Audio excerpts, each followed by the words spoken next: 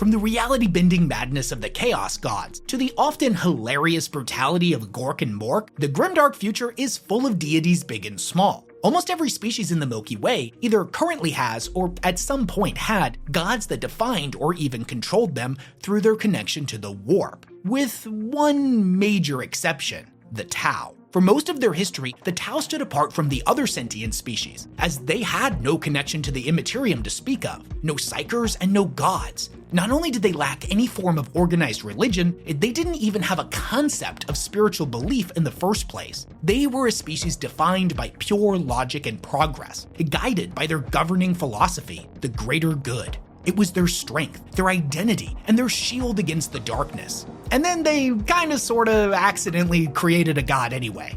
If I had a nickel for every time a technologically advanced species in 40K accidentally birthed a god, I'd have 3 nickels. Which isn't a lot, but it's weird that it's happened thrice. You see, in more recent lore, a new warp entity has emerged. Not one born from prophecy or unchecked excess, but from the perversion of the greater good itself. The entity's name is the Tau Va, the same word that the Tau use for the greater good, their founding ideology. And now it's the literal personification of that ideal, manifested into a supremely powerful warp-born goddess. And what makes this so crazy is that she shouldn't exist at all. If belief has power in 40K because of a species' connection to the warp, then how the hell did a bunch of peace-loving atheists with 0 warp presence manage to create a titanic 8-armed god of war? And if you think the Tau are ready to deal with something like that, surprise, they're absolutely not. The appearance of this deity threatens to undermine the very foundation of their society. Some believe she will be the Empire's salvation, while others fear she could bring about its total collapse. So what is the Tau Va really? Where did she come from? How powerful is she? And what does she want? How did the Tau react to her creation? And what does her existence mean for their future? Well, in this video, we're gonna get into all that and a whole lot more. But before we dive headfirst into the grimdark, if you didn't know, back in October of last year, me and my wife got hit by back-to-back hurricanes. We lost the house in a flood, and we've been putting it back together ever since. That definitely sucked, and between that and running a YouTube studio full-time, let's just say my hours have been pretty crazy. But thankfully, I've been saving a ton of time by getting my meals delivered right to my doorstep from Factor, the sponsor of this video. I love Factor, and I've been using them for around 2 years at this point as my go-to lunch or dinner solution whenever life gets hectic.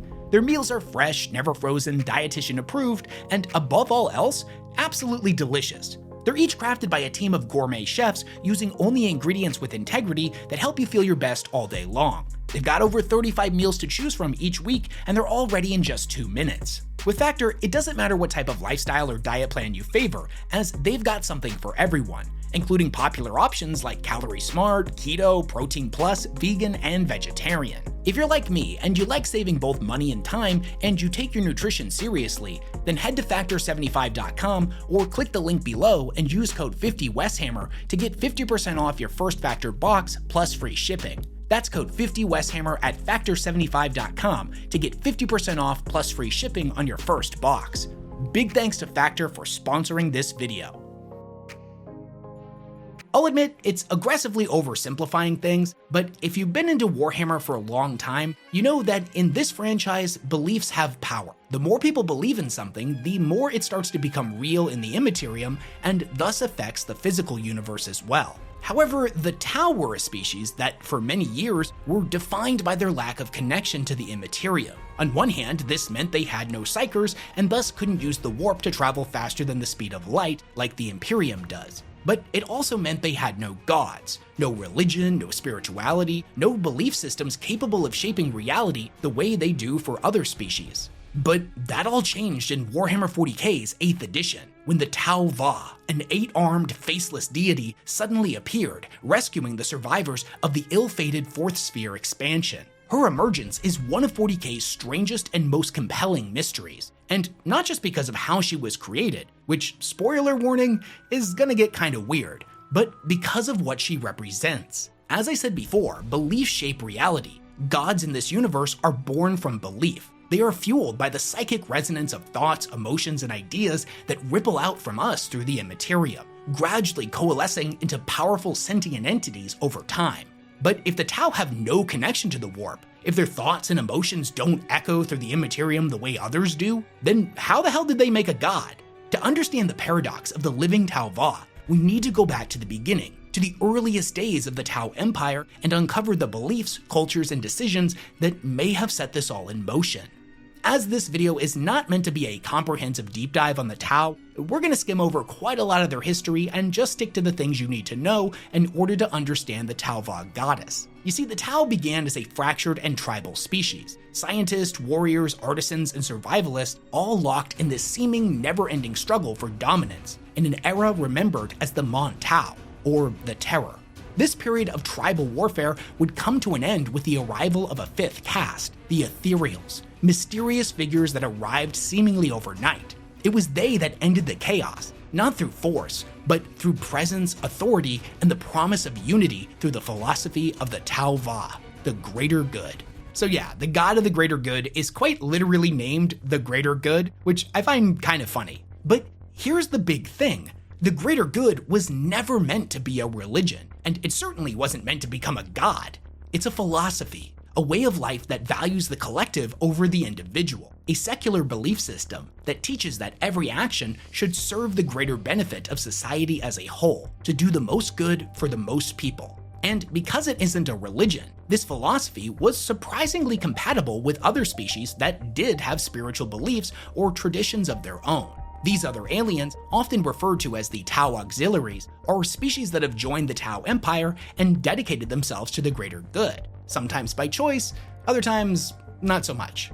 Some of these auxiliaries abandoned their old ways entirely in favor of the greater good, but others blended its teachings with their own culture's belief systems. And interestingly enough, that's something that the Tau actually encouraged. You see, the Tau never had an issue with religion or spirituality per se. They just didn't understand it. With no connection to the warp and no spiritual instincts of their own, they viewed things like prayer and faith as harmless quirks. So long as those beliefs didn't contradict the teachings of the greater good, they would be tolerated, even seen as valuable tools for diplomacy and long-term cooperation.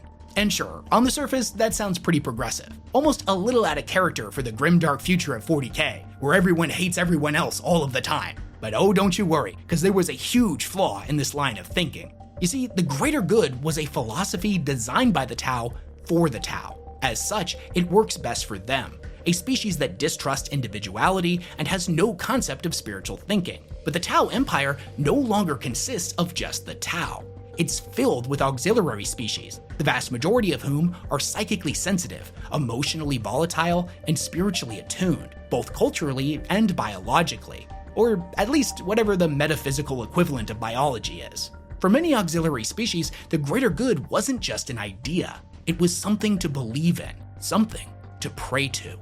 Over time, the thoughts, prayers, and spiritual devotion of the auxiliaries grew stronger and stronger, both in real space as this religion spread, and in the warp. Across dozens, if not hundreds of worlds, they erected shrines and temples dedicated to the communality of species, the Tau Va, goddess of the greater good. And those prayers wouldn't go unheard forever. They would be answered in the Tau's darkest hour, during the fated Force Sphere expansion, where the Empire took a gamble that would change their place in the galaxy forever. Okay, so the Force Sphere expansion is where the Tau Va made her grand debut, and it's where the majority of the lore surrounding her comes from. Now, if you're unfamiliar with them, the spheres of expansion are basically the Tau Empire's version of major colonization waves. Every few generations, they launch a huge effort to explore new systems, claim new planets, and spread the greater good across the stars. The only real issue is that the Tau are not capable of warp travel, which, if the charts in the old Rogue Trader RPGs are to be believed, is thousands if not tens of thousands of times faster than the speed of light. So whereas the Imperium just kinda shotguns its ships out across the galaxy, snatching up as much territory as possible before moving on to do it again, the Tau take a much more slow and steady approach, making sure that each planet they fold into their empire is integrated as efficiently as possible. And that worked for them for a while, but by the time of the Force Sphere expansion, the galaxy was in utter turmoil. Neighboring systems were under threat from Tyranids and Necrons, and the Great Rift had split the galaxy in half. The Ethereal Council believed that they needed a new, faster drive, and they needed it now. To this end, they sanctioned the Earthcast engineers to come up with a new form of propulsion technology, and they did this by reverse engineering captured alien tech, and namely an Imperial warp drive and an ancient Kroot warsphere engine. By combining these technologies, the Earthcast was able to create the Slipstream drive, a propulsion system that theoretically could match the speed of traditional warp travel. It worked by creating a sphere of antimatter around a ship traveling at incredibly high speeds. The collision of matter and antimatter was capable of momentarily tearing open space and time, allowing a vessel that slipped through the tear to travel across vast distances nearly instantaneously. They successfully conducted a small-scale test wherein an XV-65 Marlin-class craft was able to use the Slipstream to travel across the entirety of the Tau Empire in only 2 days. Now, despite the Earthcast warnings that this tech was not safe for larger crafts, the Ethereals did what they did. They ordered it scaled up and implemented fleet-wide, their desire to advance the greater good at any cost, overruling scientific caution. The resulting fleet, said to be the largest since the days of Commander Farsight, consisted of both Tau and auxiliary ships, each fitted with a Slipstream drive. When the fleet attempted to launch and all of the devices were activated simultaneously, a devastating chain reaction occurred. It tore a massive wound in real space, a spiraling rift that lashed out, devouring the entire fleet. It was a horrifying disaster, unlike any in the Tau's history, and the Ethereals immediately went to work attempting to contain and censor all information and footage from the disaster site. But that was just from the Empire's perspective. In reality, those ships hadn't been destroyed at all. From their perspective, they had experienced a complete collapse of known reality, describing it in later logs as an unraveling of space and time. They had no idea where they were, and soon lost all sense of direction. Now, we as the audience know that they're in the warp, but you gotta remember that this is all brand new to the Tau. They have no idea what's going on or where they are. Further, based on first-hand accounts that we've been given in the novels, they weren't really in the warp the same way that we often see, mostly when we're reading stories about Imperial vessels. You see, humanity, who by contrast has perfected warp travel, only really has their ships skim across the top of the Great Ocean, unwilling to go any deeper than necessary. But the Tau fleet had plunged deep into the Sea of Souls depths. They soon lost all sense of direction. They were trapped in an anomalous subrealm with no navigational reference and no forward momentum. What began as a journey became a prolonged period of entrapment and psychological degradation. It seemed pretty hopeless here, but as is tradition in 40K, when things seem their darkest, you can bet your ass it's about to get a whole lot worse. The mercenary and auxiliary races within the fleet, humans, Kroot, Nikasar, and others, were the first to be targeted by swarming, hungering demons. And it wasn't like they were being drawn to all of the ships equally. The demons seemed to only go after the ships crewed primarily or entirely by these auxiliary species. The other vessels would attempt to help them whenever they could, but the formless, shapeless demon swarms were not something that they could actually attack. It would be like trying to fire a gun at smoke. Eventually, the hungering Neverborn would turn their attention towards the Tau vessels, having now sensed their growing fear and despair. The survivor reports indicated that the demons would scrape and tap on the outside of their hulls, refusing to just kill them quickly and instead feeding off of their torment. To put things into perspective here, that whole antimatter field thing that they used to accomplish this in the first place, that's not a Geller field, despite what a lot of people seem to think. They don't have any Geller fields, they just dropped right into hell with no protection. It was at this point that all hope seemed lost. But then, something equally beautiful and horrifying appeared. An enormous sentient presence, unlike anything they had encountered thus far. "It is almost impossible to describe it," said Twiceblade carefully. "There was something out there, amongst the swirling nebulae. Something vast, more of an impression of a sentience than an actual creature. It had many arms, I think. Some of those were made to nurture or to provide, others to destroy. In physique, it was familiar to us, for it was built much like a member of the On." He paused, lost in the memory, and his Shio-Hi wrinkled. "Though in retrospect, it was bulkier, and many of its hands had 5 digits, as if the notion of human beauty had mingled with the optimal form of the Tau." "And did this hallucination speak?" said Kais. "It did not. It had no face, only a blank and impassive mask. It was somehow familiar to me, reassuring even, yet it was repugnant at the same time. And I can assure you, it was no mirage. Every member of every vessel saw the same thing. Though as with all forms in the subrealm, it could not be recorded. So, there is no proof that it occurred. There is such a thing as collective hallucination. Perhaps, said Twiceblade. But this entity was our savior. It looked down upon us. I felt something of a good in it. Some twisted form of altruism, or communality perhaps. And yet your voice trembles to speak of it, said Kais. I found it strangely calming to behold, Master. But I also felt its hunger to grow, to spread its many limbs from the tip of one of the galaxy's spiral arms to the other, to remake everything in its own image. I remember feeling that, and then feeling like it peered directly into my soul. Just when I thought I would ignite from the inside, it reached out with its many limbs and ripped a hole in the swirling nebula that had become us. It was more like a tunnel. The thing reached through it, then seemed to fade away. The tunnel swirled before us, drawing us in. At first, with almost imperceptible slowness, but as we neared the hole, it drew us in at great acceleration. It felt as if we had been in there for an entire Kairota by the time it finally spat us out. But the data suites insisted only a few decks had passed by the time we finally re-entered mundane space. And your ships were intact, said Kais. Largely, agreed Twiceblade, though most of the Tau inside them bear some kind of mental wound at the experience. Sleep is rare amongst those of the fourth sphere. Of that I have proof. I still see that subrealm every dark cycle when I close my eyes to meditate, and that entity looming within it. You have a theory as to what that creature was, said Kais. And you abhor the conclusion you reached. I do. It is the reason no Guvesa can be allowed to live, nor can any allied race of the Tau come to that. Tutor Twiceblade, along with High Commander Surestrike and others within the fourth sphere, reached a controversial conclusion. The entity that had saved them was a godlike being, but not one born of the Tau themselves, rather from the beliefs of all of their allied races, particularly the Guvesa, humans who had adopted the greater good.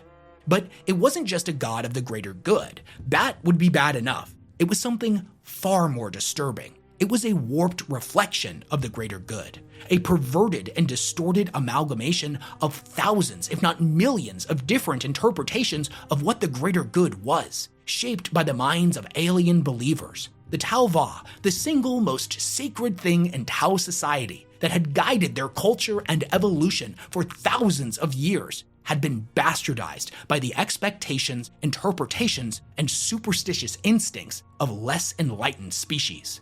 Ironically, for a species that views faith as taboo, what they had experienced here, what they were witnessing, can only be described as a profound blasphemy on an incomprehensible scale. The leadership of the Force Sphere came to the grim conclusion that the only way to prevent further corruption was to completely eliminate all non-Tau elements within their territory. Every auxiliary species, no matter how long they had been part of the Empire, was now being seen as a liability, a threat to the purity of the Tau Va.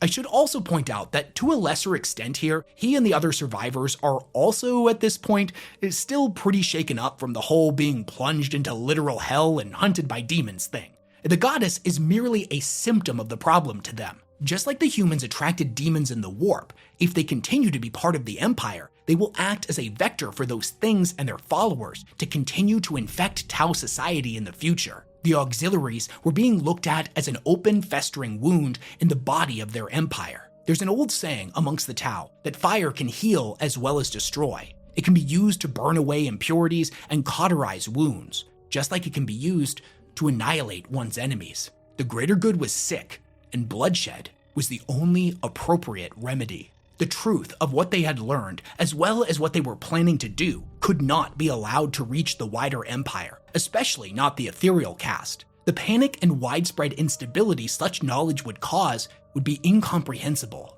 So in the name of the greater good, the real greater good from their perspective, the Fourth Sphere went dark. They operated in secret, relying on stealth technology, deniable assets, and proxy agents to carry out their agenda, quietly and efficiently, even going so far as to ally with the Dark Angels at one point. Long story short with that one, both factions here needed to eliminate their own allies, so a deal was struck. In exchange for helping the Dark Angels eliminate a target that they couldn't be seen attacking, the Tau of the Fourth Sphere would receive support in continuing their own purge, under the convenient cover of Imperial vengeance.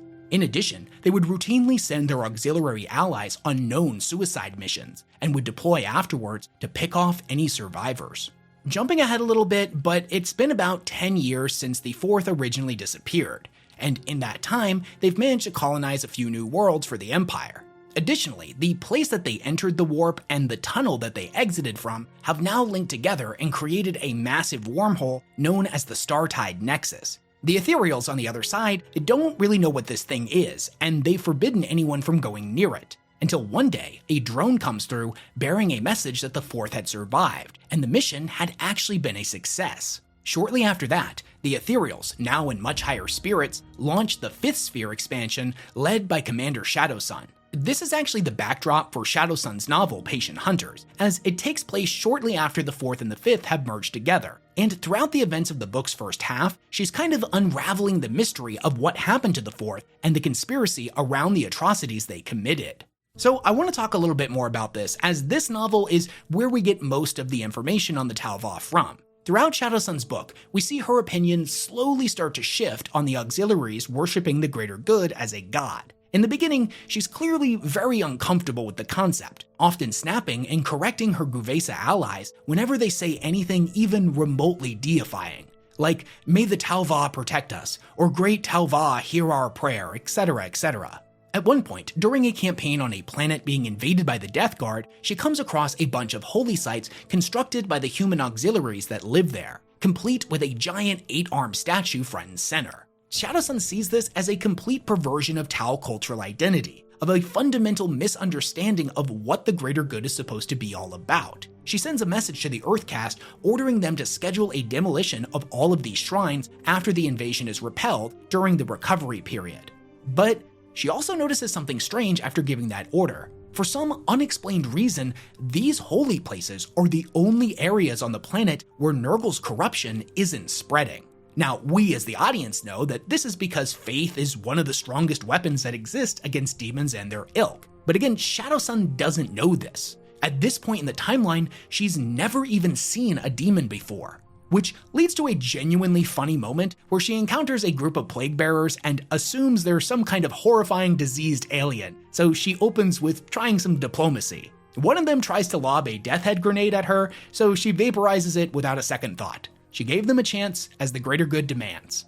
Anyway, as the story goes on, she witnesses more horrifying, reality-warping things spawn from the Immaterium. Her stance starts to soften after this, and not because she suddenly thinks worshipping the Tau Va like a god is a good idea, but because she's starting to realize just how little she and her people actually understand about how this universe works. Maybe the auxiliaries aren't as ignorant as she once assumed. Near the end of the book, we find out something even more interesting. Shadowsun had actually encountered this goddess face to face once before, during a life or death moment while training under Puretide when she was very young. Basically, she was going through this trial where she had to retrieve a special rock from deep inside of a mountain, only to find out that the entire thing was a setup. The whole mountain was a trap designed to test whether she could survive and escape. At one point, a massive underground river bursts through the tunnel and sweeps her away. She's in pitch black darkness, flipping head over feet and unable to breathe. And right when it looks like she's about to drown, a shimmering 8-armed figure appears out of the darkness in front of her. A translucent figure with far too many arms, somehow immune to the battering ice water, drifting as calm as a Dalanthian jellyfish. In its profusion of arms, it held objects, amongst them blades, shells, an amphora, a buckler shield. It swam close, its unsettling blank mask of a face somehow staying inches from hers even as the deadly river pushed her ever on through the darkness. "No, what are you?" Her thoughts were so loud, she swore she could hear them. The entity raised its amphora, silvery bubbles drifting from the neck, and let her take a long draught. Not water, but air, blissful and life-giving. Greedy as a newborn, she filled her lungs. I am the commonality of species, it said. Its voice was calming, like that of a mother, whilst somehow carrying an edge of threat. I am destiny. You are a ghost, Shadowsun replied. Nothing more. Set against the cosmos, I am nothing. It is true. The apparition replied. Though even the seed cast to the wind can flourish, if you will let me, child of hope. They passed a darker patch of nothingness. A moment later, the water became calmer, less insistent. She could see the glow of the cave worms once more, their glimmer showing the strange diaphanous spirit before her in disturbing detail. How can I repay you? She managed. I simply wish to exist, child, it said. Shadowsun's head burst from the surface of the underwater river, and in that moment, the entity was gone.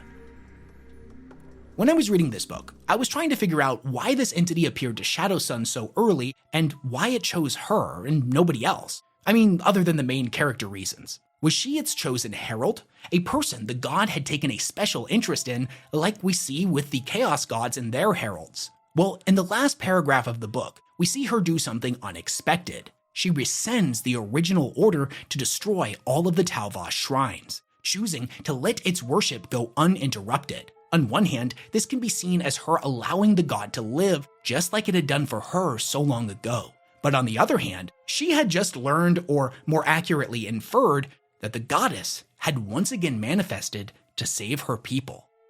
Okay, so before I talk about this novel's awesome epilogue, I should let you know first that aside from the tiny bits of information about the Talvos scattered throughout the book, the vast majority of it is a Death Guard versus Tau story. It's a pretty simple setup. The Death Guard are invading the Tau's newly established territory on the far side of the Startide Nexus, and Shadowsun and the rest of the Tau have to push them back. This isn't the Death Guard's real target, though. What they're attempting to do is travel through the wormhole in order to deliver their nightmare plagues to the heart of the Tau Empire.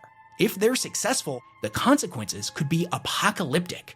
Unfortunately for the Tau, the Death Guard ultimately win here. At the very end of the book, they enter the Startide Nexus.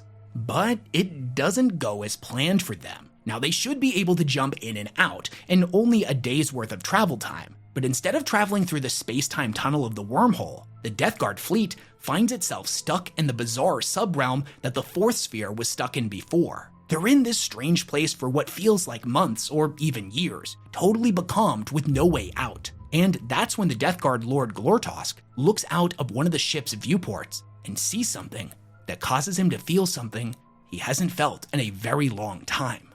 Fear. There was something out there in the swirls, a vast entity, built like a Tau as much as a human, but with far too many arms. Some of those limbs appeared to have 5 fingers, others 4 digits, like the Tau or the bird-like talons of the Kroot. Some ended in ursine claws or waving tendrils, much like those of the fungus creature that had worked its spell on his bridge. Many of the hands held blades, but others cornucopias, quills, or patches of flickering light. Where its face should be, it had nothing at all. Just a blank cliff of pale flesh. What are you?